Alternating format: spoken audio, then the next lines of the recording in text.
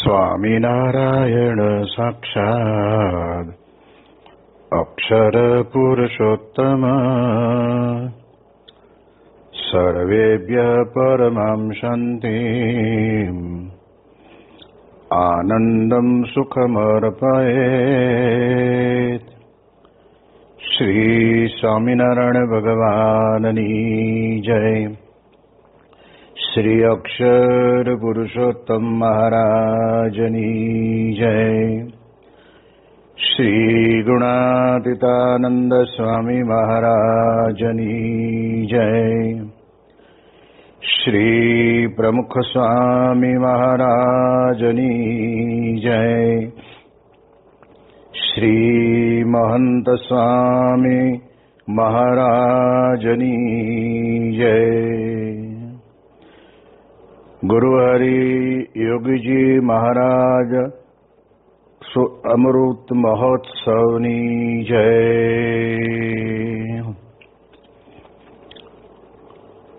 ગુરુ હરિ મહંત સ્વામી મહારાજની આજ્ઞા અને આશીર્વાદથી આપણે બધાએ નિત્ય પ્રાતઃ કથાનો લાભ લઈ રહ્યા છીએ. આજે આપણા માટે જૂન મહિનાની 5મી તારીખ અને બુધવારનો મહાપવિત્ર દિવસ છે અને 1268મી સભા થાય છે અને કહત હૈ સહજાનંદ એ વિષય ઉપર 919મો દિવસ થાય છે. બ્રહ્મ સ્વરૂપ યોગીજી મહારાજના અમૃત મહોત્સવની વિશેષ સ્મૃતિ કરીએ કે યોગીજી મહારાજના જીવનની અંદર કેવી અદ્ભુત દિવ્ય સાધુતા હતી કે જેના કારણે કરીને એ સાધુતાના ગુણોનો સુવાસ નાના મોટા દરેક રાજકીય કે આધ્યાત્મિક પુરુષોના અંતરની અંદર છવાઈ ગઈ.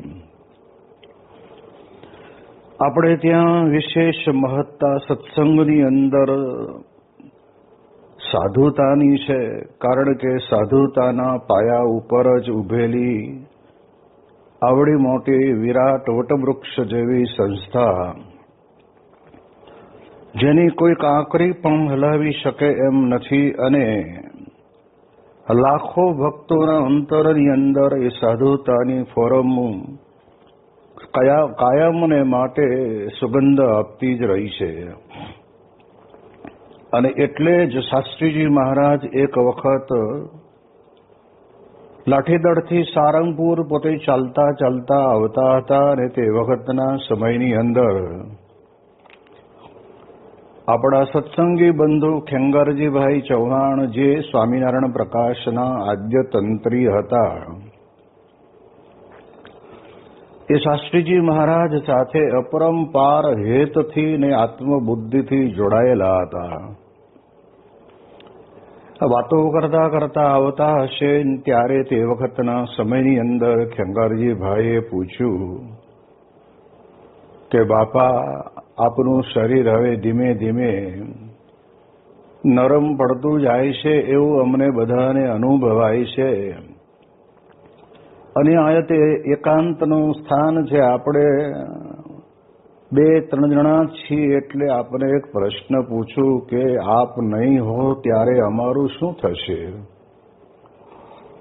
અને જ્યારે શાસ્ત્રીજી મહારાજને આવો પ્રશ્ન ખેંગારજીભાઈએ પૂછ્યો ત્યારે શાસ્ત્રીજી મહારાજ મરમાળું હસીને એટલું બોલ્યા કે ખેંગારજીભાઈ, અમે તમને કંઈ નોંધારા મૂકીને નહીં જઈએ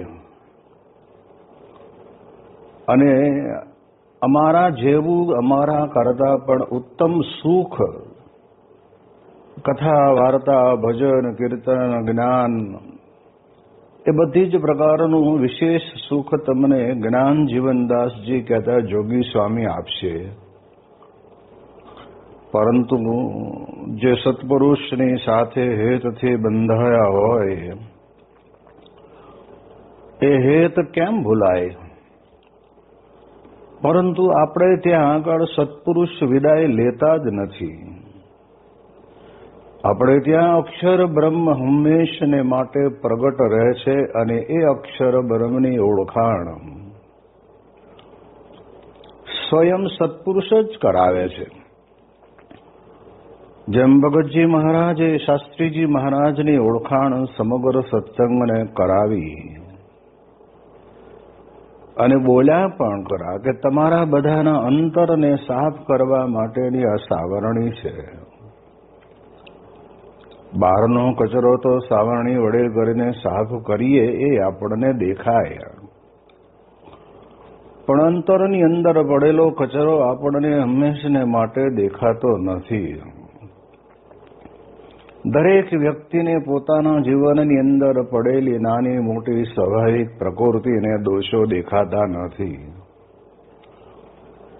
અરે એની ક્યાં વાત કરો છો? પણ અંતરની અંદર આપણે જે કંઈ સંસ્થાની અંદર સેવા કરી હોય એ સેવાનું માન પણ આપણને આવી જાય છે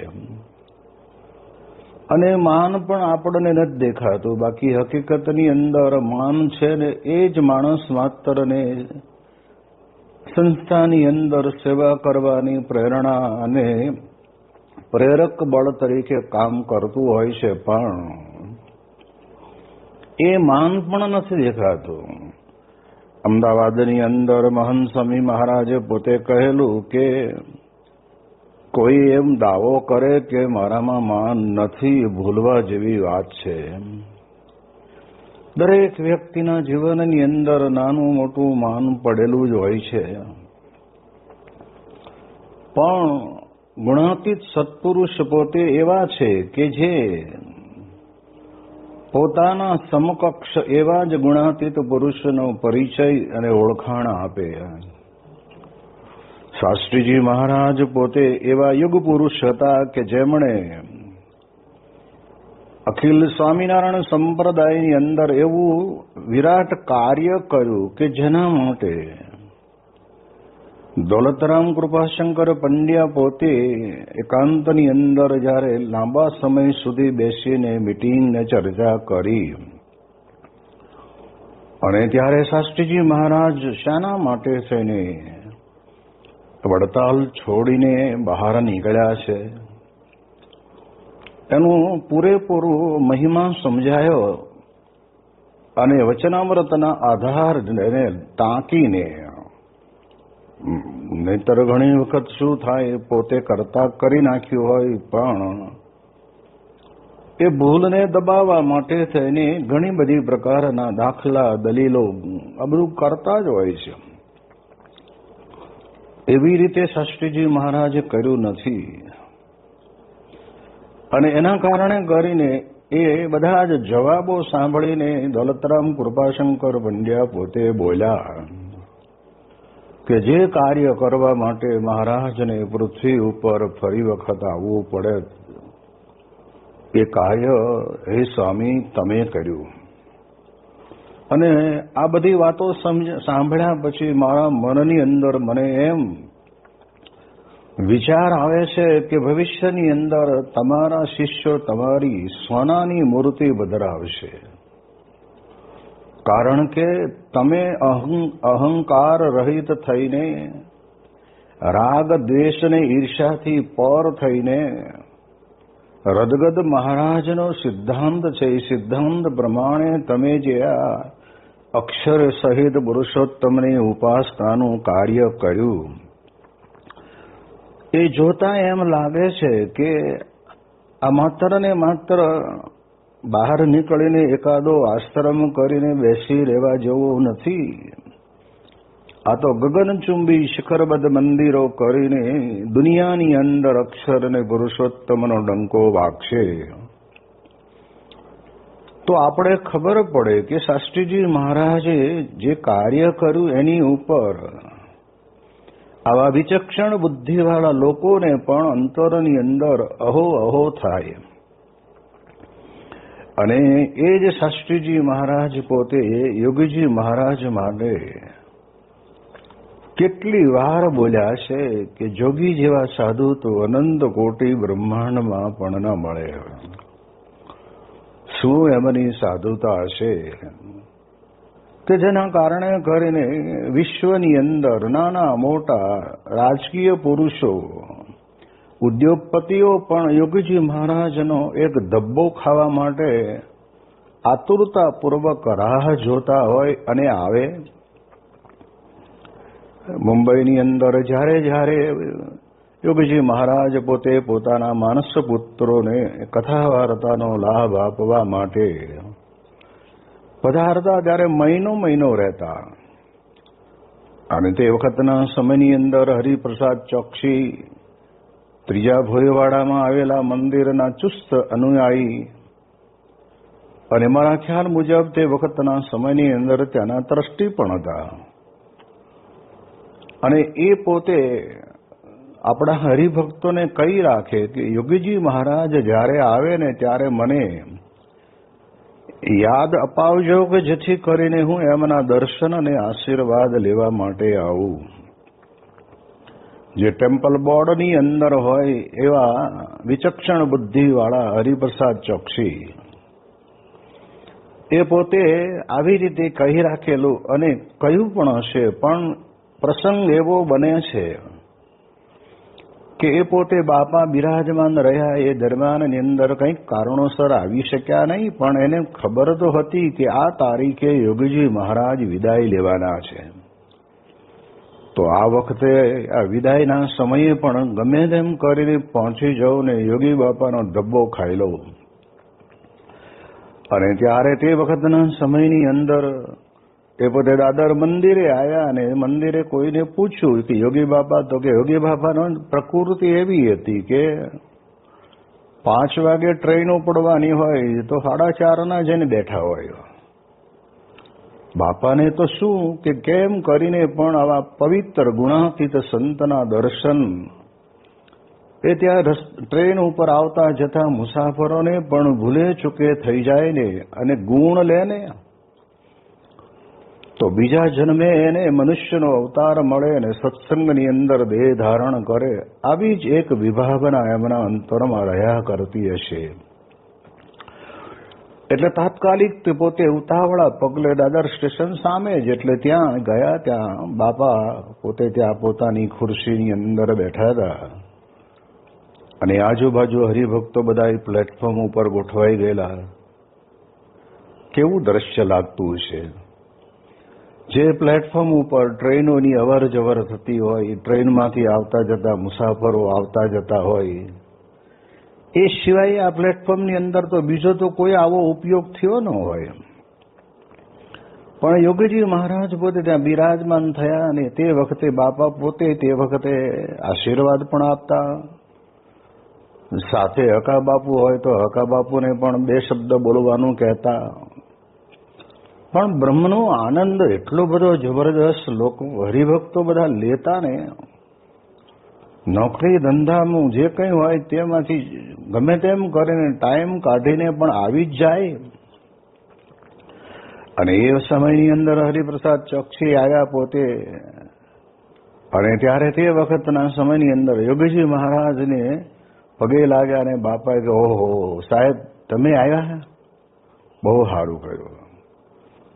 જે કોઈ કથા વાર્તા અથવા તો પ્રવચન કરતા હશે એને બંધ રખાવીને કે હવે આપણે આ હરિપ્રસાદ ચોકસી પોતે આપણને વાત કરશે.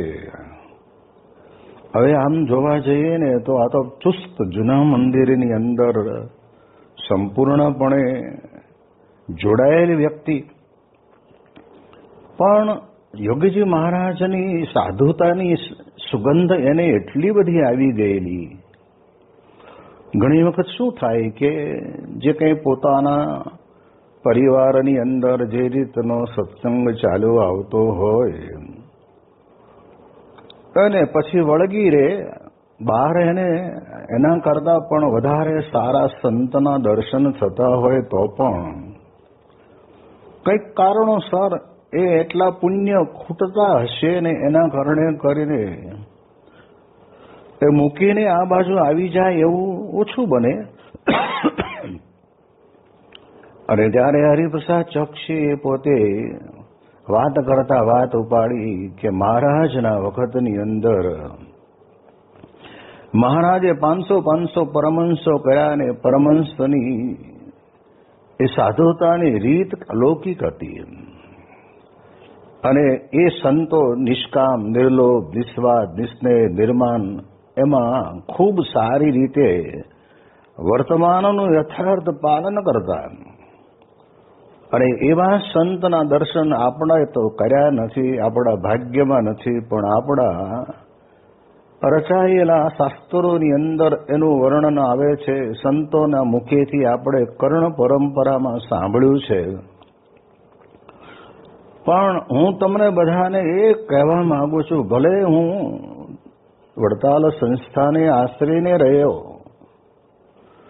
પણ આ બ્રહ્માંડની અંદર જોગી જેવા સાધુ કોઈ નથી. એ તમને મળ્યા છે.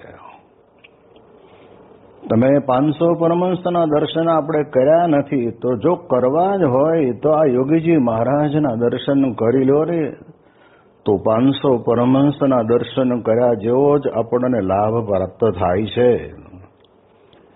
ત્યારે આપણને ખ્યાલ આવે કે મોટા પુરુષ પોતે પોતાના જીવનની અંદર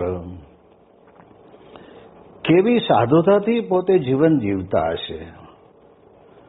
યોગીજી મહારાજનું પ્રિય પદ પણ આપણે સાંભળીએ ત્યારે આપણે પણ અંતરની અંદર અહો અહો થાય. આજના દિવસે પણ મારી ક્યારેક સંતોની શિબિર હોય ત્યારે શિબિરની અંદર અથવા તો પ્રમુખ સ્વામી મહારાજ પોતે જ્યારે શાસ્ત્રીજી મહારાજના સ્મૃતિ મંદિરે દર્શન કરવા અને પ્રદક્ષિણા ફરવા જતા અને ત્યાર પછી ત્યાં આગળ ઓટલા ઉપર બેસતા અને તે વખતે પણ સંતો વળી ઉમંગમાં આવીને હાજી ભલા સાધુ હરિ કી સાદ તન કે ઉપાધિ તજે સોઈ સાધુ. મુક્તાનંદ સ્વામીનું બનાવેલું અદભુત પદ. અને યોગી બાબા તો જુનાગઢમાં હતા અને ત્યારથી ગાતા આવતા હતા. અને જ્યારે ગાય ત્યારે મને યાદ છે કે એક વખત યોગીજી મહારાજનું સન્માન ગોંડલની અંદર ટાઉન હોલની અંદર રાખેલું અને તે વખતે પ્રમુખ સ્વામી, સંત સ્વામી, યોગી બાપા બધા ત્યાં બિરાજમાન થયેલા અને ઘણા બધાના પ્રવચનો ત્યાં થયા એ સ્વાગત સભાની અંદર. પણ પછી બાપાનો આશીર્વાદ આપવાનો વારો આવ્યો ત્યારે બાપા કે અમને બીજું કઈ ખબર ના પડે એમ કરીને આ પદ ગાયું, હાજી ભલા સાધુ હરિકી તનકી ઉપાધિ તજે સોઈ સાધુ. આપણને આશ્ચર્ય થાય કે ભાઈ તમારો સત્કાર સમારંભ છે અને તમને નગરપાલિકા અને ગોંડલ શહેરના નાગરિકો ખૂબ પ્રેમથી સન્માને છે. અને ત્યારે તે વખતે આ પદ ગાઈને પોતે પોતાનું જીવન પ્રકાશિત કરે છે. કારણ કે માયામાં પડેલા જીવને તો શું હોય આવી લાંબી ખબર પડે નહીં. પણ મોટા પુરુષ આવું જ્યારે કરે ને ત્યારે ઘણી વખત બાપા પોતે એવું કહેતા કે આ અમારા અંગનું કીર્તન, અમારું પ્રાઇવેટ કીર્તન જેને કહેવાય ને અંગનું, એટલે આવા અંગ મઠ ન બાંધે મમતા કરી સટતા કી જય ત્યાગ કબહુ ક્રોધ ન ઉપજે સો સાચા વૈરાગ્ય તન કી ઉપાધિ તજે સોઈ સાધુ. યોગી બાપા આ કીર્તનની એક એક કડીએ નિરૂપણ કરે. અમૃત ઝરતી વાતો, આમ આનંદ સાંભળનારાને તો આનંદ થાય, સ્વાભાવિક છે. કારણ કે આ તો રસઘન મૂર્તિ અક્ષર બ્રહ્મને સાક્ષાત પુરુષોત્તમ નારાયણને ધારણ કરીને બિરાજમાન એવા સત્પુરુષની આવી અમૃત વાણી સાંભળીને ગોંડલવાસી બધા ધન્ય બની ગયા. તો આપણને ખબર પડે કે આ એક પદ ઉપર પણ પોતે જીવન જીવી ગયા.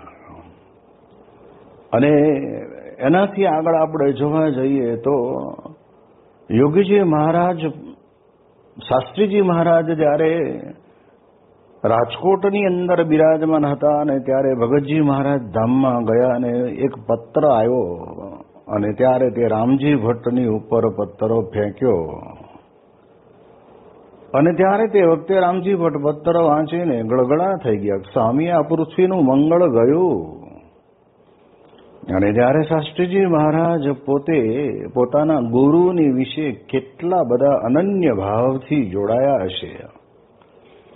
શાસ્ત્રીજી મહારાજ તે વખતે ભાવમાં આવીને બોલ્યા, રામજીભાઈ, સત્પુરુષ પૃથ્વીનું મંગળ છે એ ક્યારેય પૃથ્વી ઉપરથી સત્પુરુષ જતા જ નથી, અખંડ રહે છે. એમ યોગીજી મહારાજના માટે પણ આપણે આ જોયું છે કે જ્યારે શાસ્ત્રીજી મહારાજ પોતે ગઢડાના મંદિરનું કામ ચાલે છે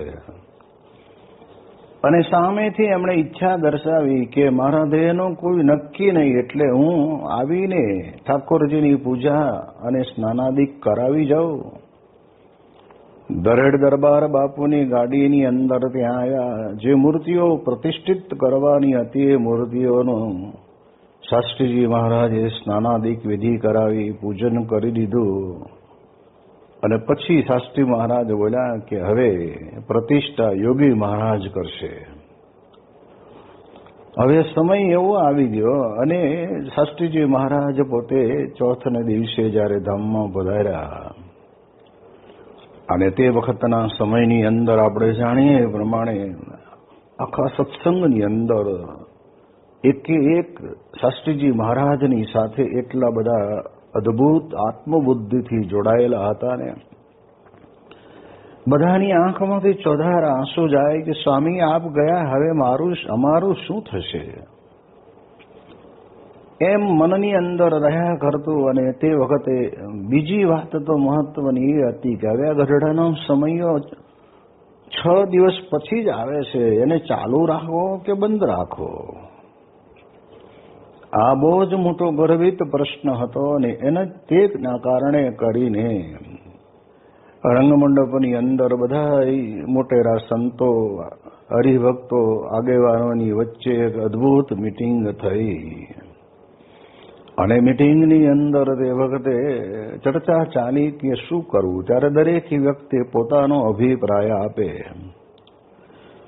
ગ્રહસ્થ હોય તે ગ્રહસ્થની રીતે અભિપ્રાય આપે, ત્યાગી હોય ત્યાગીની રીતે અભિપ્રાય આપે, પણ સચોટ જવાબ તો જેમ રામજી ભટ્ટની આગળ શાસ્ત્રીજી મહારાજે આપ્યો એમ સચોટ જવાબ કોણ આપે?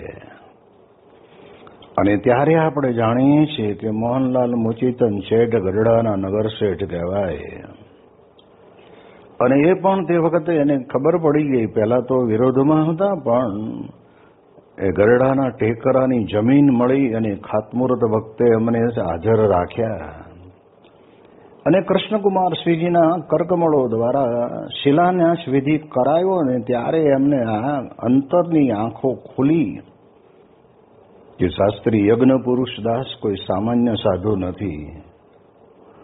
એમને એક મંદિર છે ને બીજું મંદિર કરીને સામે હરીફાઈ કરવી છે એવું નથી, પણ ભગવાન સ્વામિનારાયણનો અધૂરો રહેલો સંકલ્પ, એ સંકલ્પને પૂર્ણ કરવા માટે જ શાસ્ત્રીજી મહારાજ રાત દિવસ એ પ્રાર્થના કરે છે. અને જ્યારે નીકળે ને ત્યારે કહેતા કે ટેકરા ઉપર હું 5 શિખરનું મંદિર જોઉં છું. અને તે વખતના સમયની અંદર એ મોહનલાલ મોચીચંદ શેઠ પણ વિરોધમાં હતા, પણ નમતા પલ્લામાં બેસતા આવડે ને એટલે તે પણ શાસ્ત્રીજી મહારાજની આ કાર્ય પદ્ધતિની અંદર જોડાઈ ગયેલા અને સારંગપુરના રંગમંડપની અંદર બિરાજમાન હતા. ત્યારે હકા બાપુ અને મોહનલાલ મોચીચંદ શેઠ બે જણાએ પ્રસ્તાવ મૂક્યો કે આપણે બધા ચર્ચા કરીએ છીએ, પણ અત્યારે આપણા સત્સંગની અંદર આપણને શાસ્ત્રીજી મહારાજ જેવા પુરુષ આ યોગી બાપાને મૂકીને ગયા છે ને એ આપણને મળ્યા છે ને આપણને આપ્યા છે, તો આપણે બાપાને જ પૂછીએ બાપાની શી મરજી છે. અને ત્યારે તે વખતના સમયની અંદર યોગીજી મહારાજને પૂછ્યું કે બાપા આપની શી મરજી છે, પ્રતિષ્ઠા કરવી છે કે બંધ રાખવી છે? અને ત્યારે યોગી મહારાજ એકદમ દિવ્ય ભાવની અંદર બે હાથ એમના ઊંચા કરીને બોલ્યા, શાસ્ત્રીજી મહારાજ ક્યાં ગયા છે? એ તો સત્સંગમાં સદાય પ્રગટ છે. જો આ વાક્ય યોગીજી મહારાજ બોલે છે એટલે એનો અર્થ એ થાય છે કે લોકોને સમજમાં આવે કે હું તે યોગી ને યોગી તે હું, મારાને યોગીમાં રોમનો ફેર નથી, મારા કરતા તમને સવાયું સુખ આપશે. આ જે બધા એમના શાસ્ત્રીજી મહારાજના ઉદ્ગારો હતા, એ ઉદ્ગારો પ્રમાણે યોગીજી મહારાજની બ્રહ્મલીનતા અને ભગવાનની વિશે અખંડ વૃત્તિ ગુરુહરિ શાસ્ત્રીજી મહારાજ મય બની ગયેલા, જેમણે 40 વર્ષ સુધી એમણે યોગી મહારાજે પોતે શાસ્ત્રી મહારાજની અનરાધાર આજ્ઞા પાળેલી એવા પુરુષ બોલે ત્યારે આખી મિટિંગની અંદર બધાય સુમસાન બેઠેલા હતા, પણ યોગી બાપાના વચને બધાના જીવનની અંદર જાણે પ્રાણ આવ્યા હોય એમ કે શાસ્ત્રી મહારાજ ગયા નથી. અને ગઢડાના ટેકરા ઉપર મંદિર કરવાનો સંકલ્પ તો મહારાજનો હતો, અને મહારાજ જ પોતે પ્રગટ છે, અને મહારાજ દ્વારા જ બધું કાર્ય થાય છે, અને કાર્ય પણ મહારાજ જ કરે છે. એવો બધા અનુભવ તે વખતના સમયની અંદર થયો. તો આપણે જાણીએ છીએ કે યોગીજી મહારાજ પોતે એવું બોલ્યા એક વાક્ય ઉપરથી તે વખતના સમયની અંદર બધાય પોતે એક થઈ ગયા અને પ્રતિષ્ઠા પણ ધામધૂમથી થઈ. વિચાર માગી લે છે એ જ ખેંગારજી બાપુને શાસ્ત્રીજી મહારાજે ગોપીનાથજી મહારાજની જે મૂર્તિ ઘણા સમય પહેલા લાવીને મૂકી રાખેલી, અને બોક્સ ખોલાવીને મૂર્તિના દર્શન કરાવીને કહેલું કે ખેંગારજીભાઈ કે હા બાબા, આ મૂર્તિ ગઢડાના ટેકરા ઉપર મંદિર થાય ને ત્યારે પધરાવી છે. હવે મંદિર કરવા માટે જમીનની કોઈ રણાગત નહોતી, જમીન આપણને કોઈ સંજોગમાં મળે એમ નહોતું, પણ ખેંગારજી બાપુને શાસ્ત્રી મહારાજની વિશે વિશ્વાસ એટલે પણ મન તો કબૂલ ના કરે. આવું બીજી વખત પણ બતાવ્યું, અને ત્યારે ખેંગારજીભાઈએ પોતે કીધું કે બાપા તમે કહો છો કે આ ગઢડાના ટેકરા ઉપર મંદિરમાં આ મૂર્તિ બિરાજમાન થશે. શાસ્ત્રી મહારાજ કે શંકા શું કરો છો, જાઓ, એ પ્રતિષ્ઠા થશે ને ત્યારે તમારા હાથે આરતી ઉતરાવશું. આ શાસ્ત્રી મહારાજના શબ્દો સાંભળીને ખેંગારજીભાઈને મનમાં એમ થયું કે સ્વામી આપણને આ પ્રમાણે મનની અંદર પાકું કરાવવા માટે પોતે કહે છે, અને સમયાંતરે જ્યારે એ દસમને દિવસે પ્રતિષ્ઠા વિધિ ચાલે છે, અને યોગી બાપાએ પોતે પ્રતિષ્ઠા કરી અને આરતી કરવાનો ટાઈમ થતો હતો ને, અને ત્યારે તે વખતના સમયની અંદર યોગીજી મહારાજ પોતે છેલ્લી કડી આવીને આ અવસર કરુણા નિધિ, કરુણા બહુ કીધી. આમ યોગીજી મહારાજ એકદમ પાછળ ફરીને ખેંગારજીભાઈને કહે છે કે લ્યો ખેંગારજીભાઈ, શાસ્ત્રી મહારાજે તમને આશીર્વાદ આપીને કહેલું ને કે તમારા હાથે આરતી ઉતરાવશું, ઉતારો આરતી. અને ત્યારે તે વખતે ખેંગારજીભાઈને શાસ્ત્રીજી મહારાજ અને યોગી મહારાજમાં રોમનો ફેર નથી. આવી દ્રઢ નિષ્ઠા થઈ ગઈ. શું યોગી બાપા, યોગી બાપા, હજારો લોકો યોગી બાપાનો ધબો ખાવા આવતા હશે, એ ધબામાં છે શું? અને એટલે જ આપણે જાણીએ છીએ કે આપણા યોગીજી મહારાજના ઘણા બધા કીર્તનોની અંદર તો આપણને ઈશ્વરચરણ સ્વામી જયારે ગાતા હોય એમના મધુર કંઠથી, ત્યારે આપણે સાંભળીને ડોલી વળીએ. હરેની વાણી છે વચનામૃત ધારા, એમ કરીને જે કીર્તનની વાતો કરે, તો યોગી બાપાની વાણીમાંથી ખોખારો ખાતા અને વાણી અમૃત એવી સમાન પોતે બોલતા. કે બેઠેલા બધાને અંતરની અંદર બ્રહ્માનંદનો આનંદ છમાયની એવો આનંદ લેતા અને એવા જ આનંદની અંદર ગરકાવ થઈ જાય ત્યારે એ સંતો હરિભક્તો બધા જ ખૂબ પોતાના અંતરની અંદર સુખને પ્રાપ્ત કરતા. આ યોગી બાપાની જીવન ગાથાને તો આપણે આપણા શબ્દોની અંદર કંઈ વર્ણન કરી શકીએ એમ છીએ, પણ જીવન જીવી ગયા એને એવું ને એવું જ જીવન પ્રમુખ સ્વામી મહારાજને મહંત સ્વામી મહારાજ પોતે અત્યારે જીવી રહ્યા છે. તો એની વિશેષ વાતો આપણે આવતીકાલે કરીશું. શ્રી સ્વામિનારાયણ ભગવાનની જય.